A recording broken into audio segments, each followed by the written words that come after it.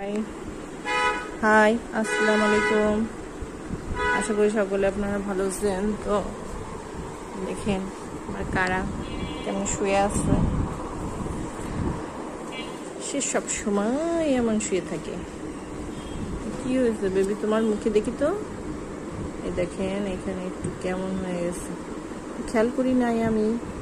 তোমার এখানে কি হয়েছে? একটা বিচির মতো দেখা যাচ্ছে। হ্যাঁ,